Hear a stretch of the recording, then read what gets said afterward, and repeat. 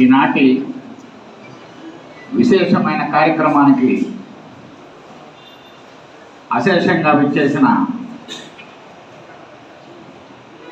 మన గౌరవ ఎమ్మెల్యే గారు మరియు వేదికను అలంకరించిన పెద్దలు,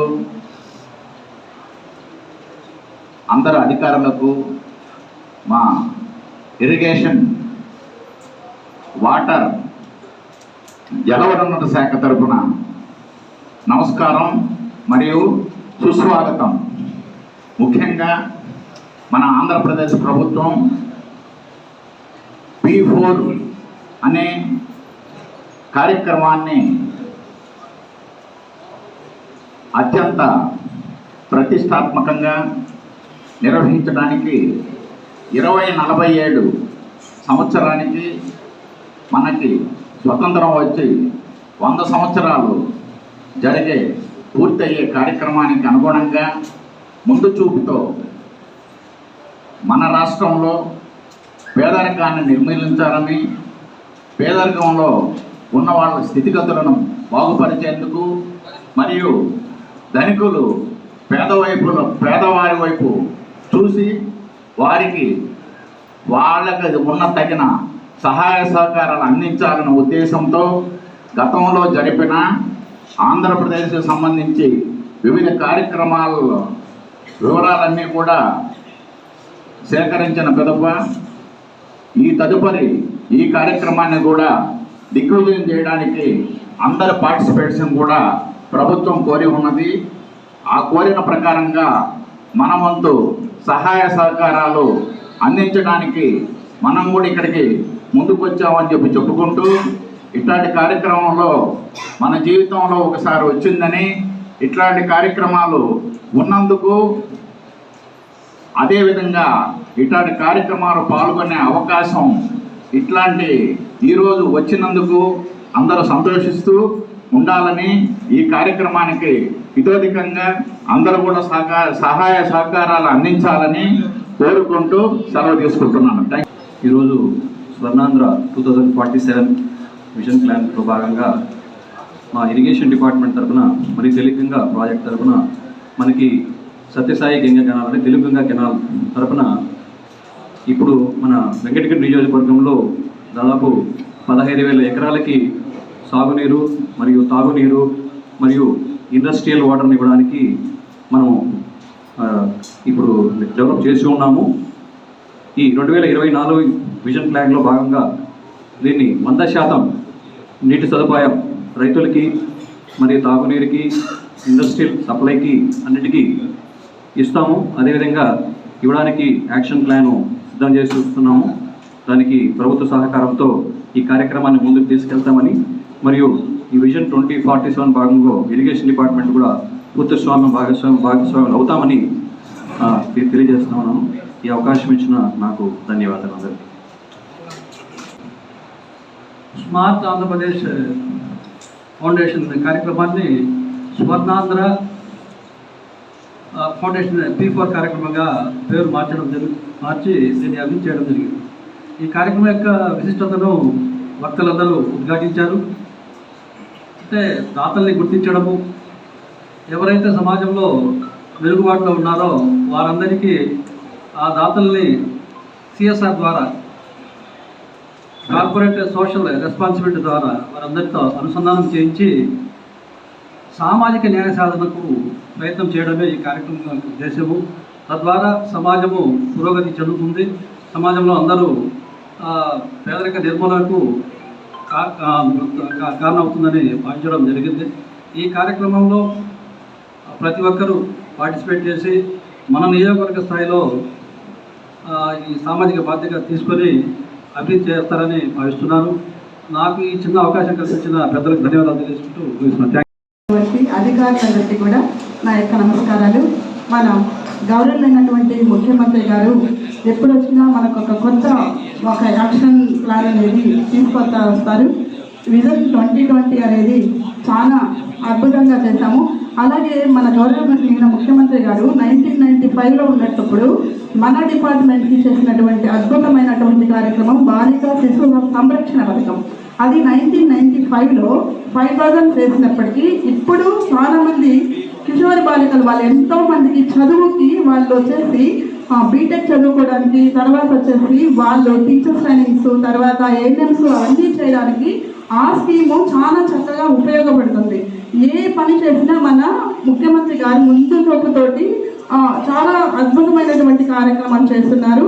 అలాగే ఈ private public people partnership programme కూడా చాలా అద్భుతంగా ప్రజల్లోకి తీసుకువెళ్ళడానికి మరియు వచ్చేసి దాని యొక్క ప్రాముఖ్యత ఏంటి అని చెప్పేసి అందరూ తెలియజేసుకొని ప్రతి ఒక్క ఫ్యామిలీని కూడా ఈ P4 తోటి అనుసంధానం చేసి ప్రావర్టీ రహిత ఆంధ్రప్రదేశ్గా తీర్చిదిద్దడానికి ఈ స్కీమ్ అనేది చాలా అద్భుతంగా ప్రజలకు ఉపయోగపడుతుందని చెప్పేసి తెలియజేసుకుంటూ ఈ అవకాశం ఇచ్చినటువంటి ఎంపీడీఓ గారికి ధన్యవాదాలు తెలియజేసుకుంటాం. బిలో ప్రొవర్టీ లేనటువంటి పేదలకి మా డిపార్ట్మెంట్ తరఫు నుంచి కూడా కొంతమందిని అడాప్ట్ చేసుకొని సహాయ సహకారాలు అందిస్తామని తెలియజేస్తున్నాము. అలాగే 2047 నాటికి ఆరోగ్యపరంగా అంటే మాతా శిశు మరణాలను తగ్గించడానికి, అలాగే గ్రామాల్లో కూడా సీజనల్ వ్యాధులు తగ్గించడానికి మా డిపార్ట్మెంట్ తరఫున మేము చేయవలసిన కార్యక్రమాలన్నీ చేసి వ్యాధుల నుంచి రక్షిస్తామని తెలియజేస్తున్నాము. నాకు ఈ అవకాశం ఇచ్చినట్టు పెద్దలందరికీ ధన్యవాదాలు తెలుస్తున్నాను. Thank you. నమస్కారం. మా శాఖ తరఫున మేము ఈ P4 ప్రోగ్రాంకి అన్ని సహాయ సహకారాలు అందించగలుగుతున్నామని అందరికీ తెలియజేసుకుంటున్నాం సార్. అట్లాగే కొద్దిగా మన చెరువులు కొద్దిగా ప్రాబ్లం ఉన్నాయి సార్. ఈ చెరువులకు సంబంధించి RRR అనే ప్రోగ్రాం కింద మన డక్కిల్ మండలంలో దాదాపు 15 కోట్లకి ప్రభుత్వం వారి పరిధిలో సెంట్రల్ గవర్నమెంట్ పరిధిలో అన్ని శాంక్షన్స్ వచ్చి ఉన్నాయి సార్. మన ప్రభుత్వం పరిధిలో ఉన్నాయి సార్. తమరు కొంచెం అది శాంక్షన్ అయ్యేటట్టు తమరు చేయాలి సార్. అదొకటి సార్. మళ్ళీ కొత్తగా RRR ప్రోగ్రామ్ అని ఈ సంవత్సరం మళ్ళీ కొత్తగా అడుగున్నారు సార్. మన నియోజకవర్గం మొత్తం మీద ఒక 130 కోట్ల దాకా మనం ప్రపోజల్ ఇంకా పంపించున్నాం సార్. మీరు కల్వాయి మండలంలో ఎర్రబల్లి ఊరు దగ్గర చెరువు కొత్తగా కావాలని మీరు అడుగున్నారు సార్. గతంలో మార్చి 19వ తేదీ తమరు అసెంబ్లీ జరిగేటప్పుడు కూడా మంత్రి గారిని కూడా కలుసుకున్నారు సార్. తమరు మంత్రి గారికి కూడా ప్రపోజల్ ఇచ్చున్నారు సార్. ఆ ఎర్రబల్లి చెరువుది దాదాపు 500 ఎకరాలు వస్తాయి సార్. అక్కడ ఏంటంటే రైతులు అందరూ వలస వెళ్తూ ఉన్నారు సార్. వేరే చోట్లకి అందరూ వలస వెళ్తూ ఉన్నారు సార్. అది కానీ మనం సాధించుకోగలిగితే సార్ ఒక గ్రామం అంతా అన్ని లైవ్లీహుడ్ అంతా బాగుంటుంది సార్ అక్కడ. అది సార్. నమస్తే. మా బాలాయపల్లి సబ్ డివిజన్ స్థాయిలో 2 మండలాలు ఉన్నాయి. ఒక బాలాయపల్లిలో 92 భారీ ఇరిగేషన్ ట్యాంక్ ద్వారా సాగునీరు అందిస్తున్నాము. సైదాపురం మండలంలో 47 ట్యాంకులతో మైనర్ ఇరిగేషన్ ట్యాంకుల ద్వారా సాగునీరు అందిస్తున్నాము. ప్రస్తుతానికి FIR వర్క్లు జరుగుతున్నాయి. ఇంకా కేంద్రం ఏపీ కొన్ని ఎస్టిమేట్లు వేస్తున్నాం సార్. మీ ద్వారా ఈ కొద్దిగా మీరు రికమెండ్ చేస్తే మిగతా చెరువులు కూడా డెవలప్ చేసుకొని అందరికీ సాగునీరు అందిస్తామని మరియు ఈ P4 కార్యక్రమంలో మా ద్వారా ఇరిగేషన్ డిపార్ట్మెంట్ ద్వారా సహాయ సహకారం అందిస్తామని ఈ అవకాశం ఇచ్చిన అందరికీ ధన్యవాదాలు తెలుపుకుంటున్నాం. అందరికీ నమస్కారం. ఈరోజు ఇక్కడ వెంకటగిరి నియోజకవర్గ స్థాయి విజన్ యాక్షన్ ప్లాన్ మీద కార్యక్రమం చేసుకోవడం జరిగింది. దీంట్లో ఈ వెంకటగిరి కాన్స్టిట్యున్సీలో రాబోయే 5 సంవత్సరాలు ఏ విధంగా మనం అభివృద్ధి చేసుకోవాలి అనేటువంటి అంశాల మీద చర్చించుకోవడంతో పాటుగా మనం ఈరోజు గౌరవ ముఖ్యమంత్రి గారు ఏదైతే చెప్పారో P4 అనేది పబ్లిక్ ప్రైవేట్ పీపుల్స్ పార్ట్నర్షిప్ అనేది. సో ఈ P4 ద్వారా మనం సమాజంలో ఉన్నటువంటి పేదవాళ్ళని గుర్తించడం, వాళ్ళని ఏ విధంగా మనం అబోవ్ పావర్టీ లైన్కి తీసుకురావడం అనేది మెయిన్ కాన్సెప్ట్.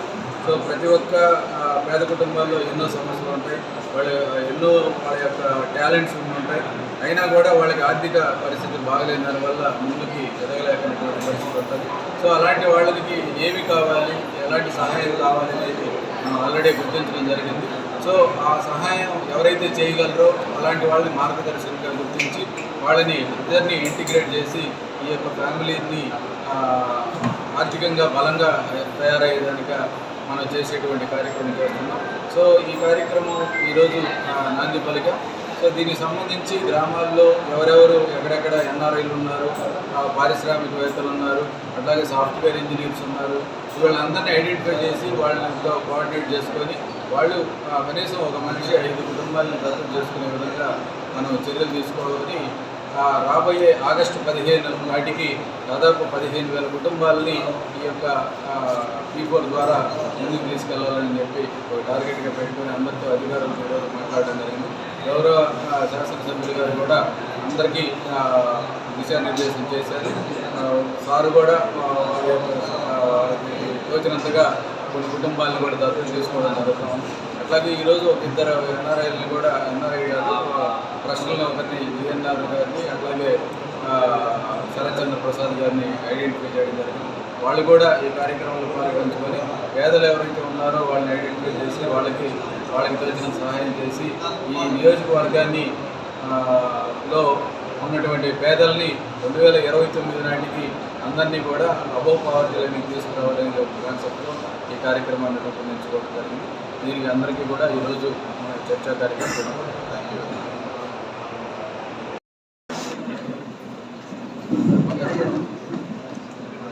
సభకు నమస్కారం.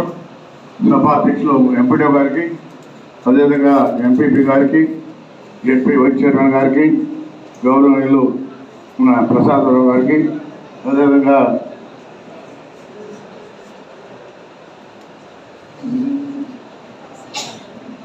తహసీల్దార్ గారికి, మున్సిపల్ కమిషనర్ గారికి,